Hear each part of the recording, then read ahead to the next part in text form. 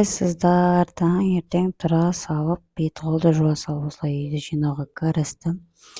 Үйді жинап, төсектердің бәрін бүктеп жинап жатсам, екі ұлым жағаласып жүр ғой менімен бірге. Сіздерде де солай ма? Балаларыңыз бірдеңке істеп жатсаң, жағаласып, жанталасып жүреді ғой. Осылай төсектердің бәрін жинап, батареяда тұрған кірлердің бәрін алып, бізде кеше жаңбыр жауған болатын. Содан жаңбырдан үсті басым су болып, батареяға жайып қойғам.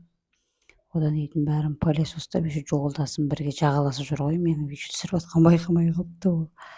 Сонымен осылай бәрін пылесостап, жинап, реттеп, орыс үй дегенің былығып кеткен ғой, кәдімгідей.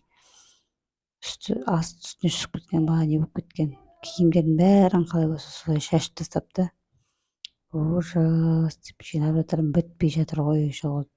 Жанталасып жинап жатсам, залымды жинап болып, енді кухняға келдім. Кухнямды жинап, реттеп, өзің болмағаннан кейін, енді біреудің үйі болғаннан кейін, біртүрлі өзің как-то не в своем тарелка болады екенсің.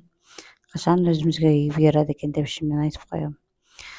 Сонымен кухнямды жинап, столдың үстін реттеп, тазалап, мына жақтағы саяқтардың бәрін жауып, мына жердегі шәугім шайнектердің беті бастары айғызылып быт-шыт болып кеткен ғой.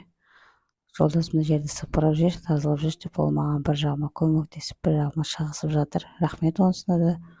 Мына жерге келіп қызым жағаласып жатыр. Сонымен кухнямды